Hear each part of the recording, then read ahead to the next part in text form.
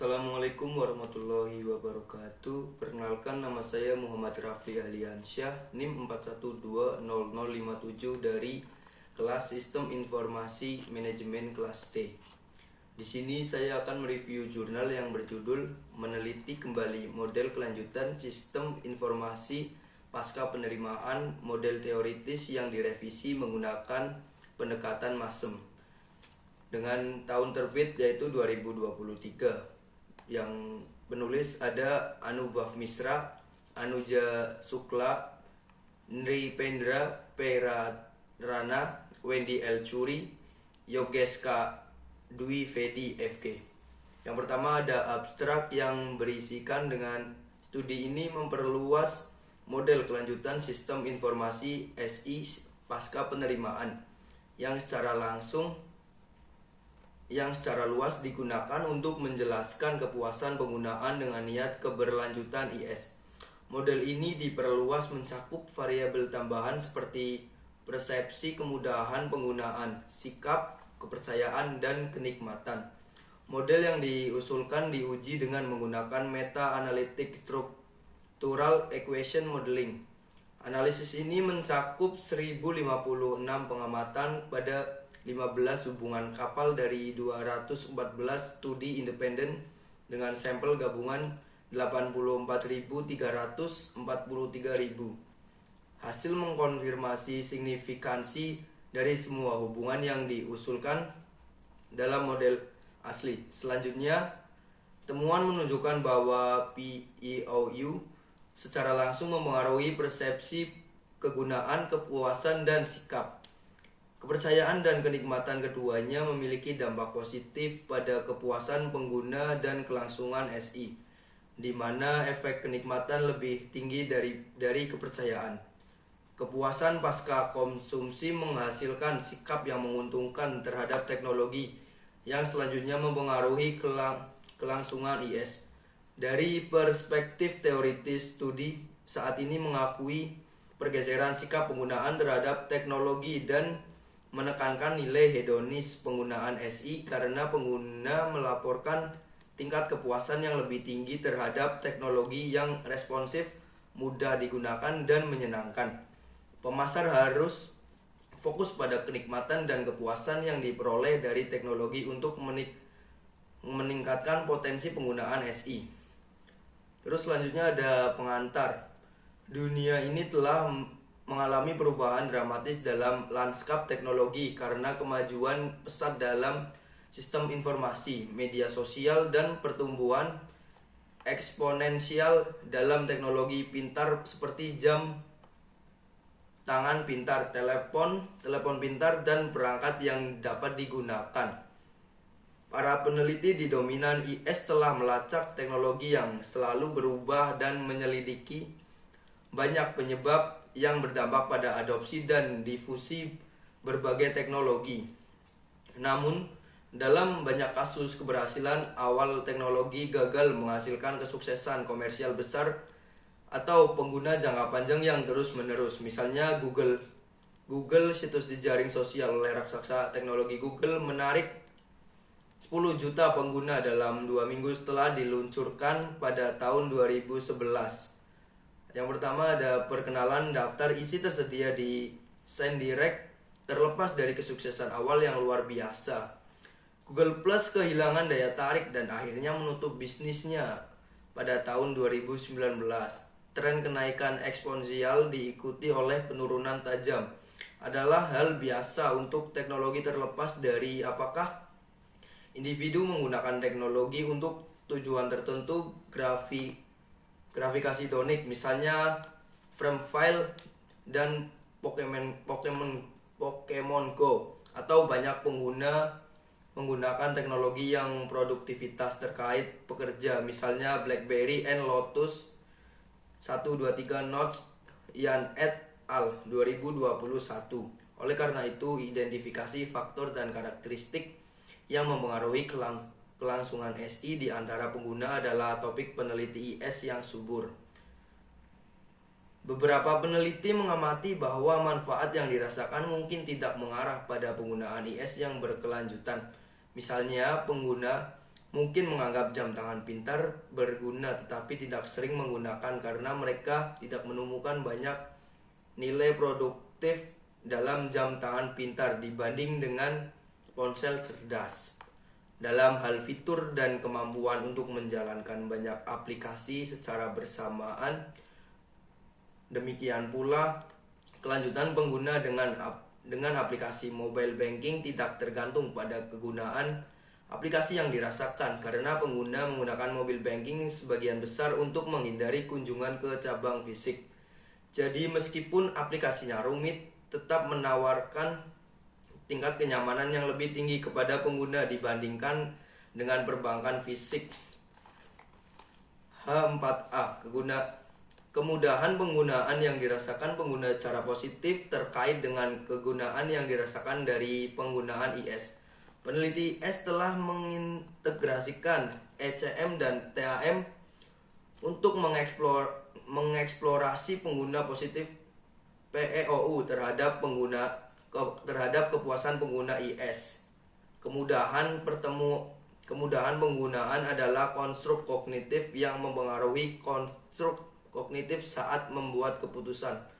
Mayoritas penelitian sebelumnya menunjukkan bahwa PU memotivasi pengguna untuk melakukan penggunaan IS mereka, misalnya De et al. 2020. Misalnya jika pengguna percaya bahwa menggunakan situs web jejaring sosial bermanfaat, mereka terus menggunakan situs web dan aplikasi ini. Demikian pula sistem peningkatan produktivitas seperti ERP dan perangkat lunak aplikasi, misalnya spreadsheet dan perangkat lunak komputasi berbasis cloud, dianggap sangat berguna sehingga menghasilkan adopsi yang signifikan dan penggunaan yang ekstensif oleh tenaga kerja. Dalam model aslinya berpendapat bahwa PU adalah prediktor signifikan dari niat adopsi IS yang menghasilkan penggunaan perilaku aktual. Pembahasan yang pertama ada analisis. Peneliti melakukan analisis jalur matriks kolerasi gabungan yang diperoleh melalui meta-analisis menggunakan perangkat lunak Amos 21. Dengan estimasi kemungkinan maksimum, Amos adalah metode SEM berbasis covariance yang menggunakan matriks bercovariance untuk mengevaluasi model pengukuran dan model struktural pada beberapa parameter. Untuk menguji model penelitian, pertama-tama peneliti menganalisis model teoritis asli, diikuti oleh model yang diperluas dan model muncul. Ini yang direkomendasikan untuk parameter berikut: indeks kesesuaian komparatif, indeks kecocokan bernorma, terus ada dan root square residual, terus transisi.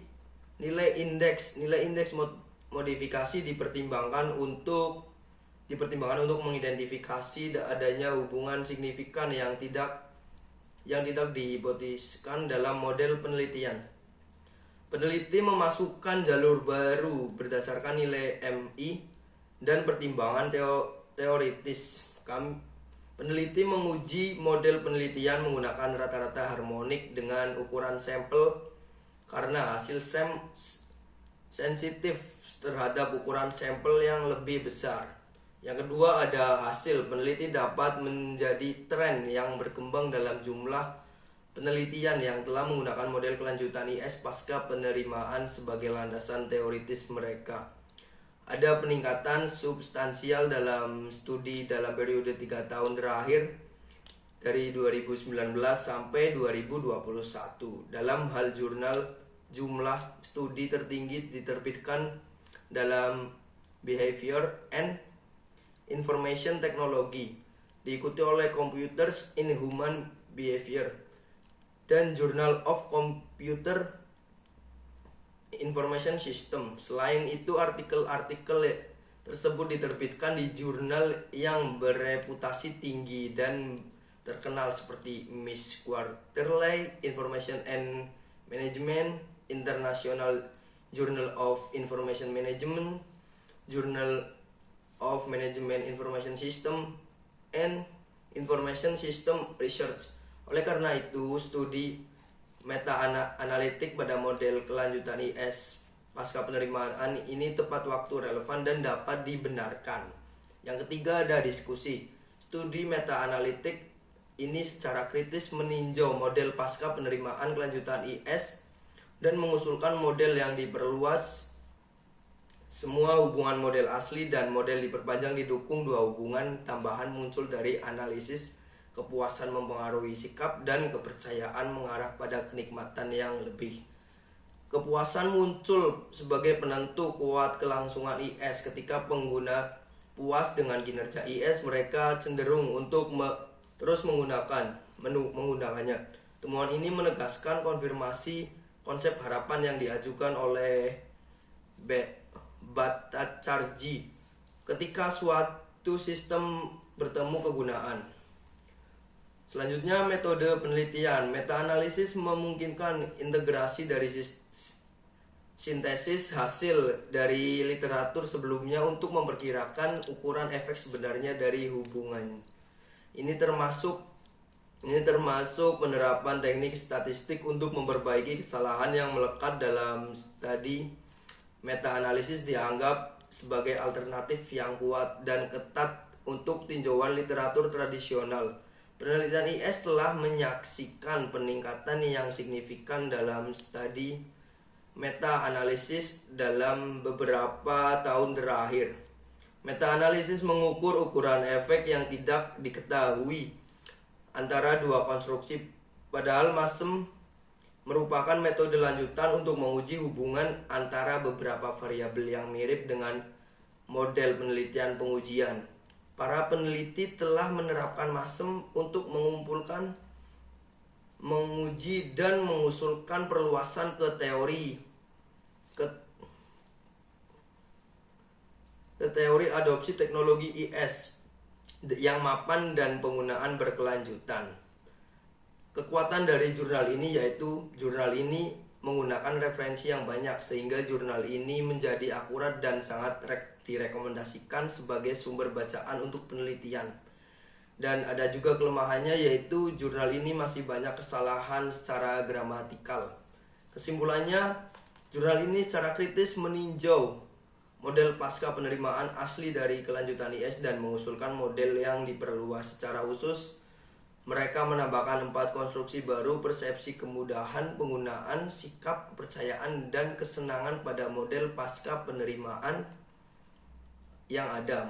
Model yang diusulkan diuji menggunakan masem yang mencakup 1056 pengamatan pada 15 hubungan dari 214 studi independen dengan sampel gabungan 84.343.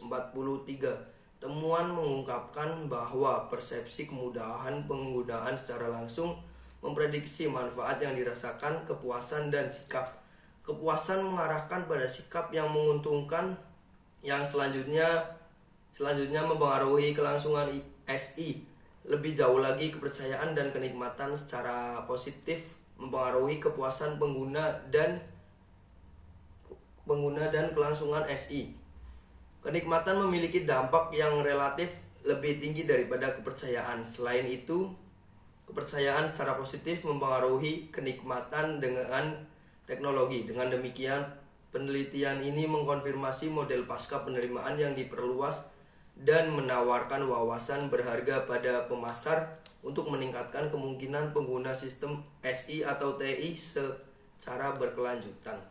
Selain itu, model yang muncul dapat digunakan sebagai model alternatif untuk mengatasi tantangan yang terkait dengan adopsi dan penggunaan teknologi yang muncul, seperti misalnya AR, VR, dan asisten suara yang memiliki karakteristik yang melekat pada kesenangan, hiburan, dan kesenangan. Sekian dari saya. Apabila banyak perkataan yang kurang berkenan atau mungkin salah ucap, saya mohon maaf yang sebesar-besarnya. Assalamualaikum warahmatullahi wabarakatuh.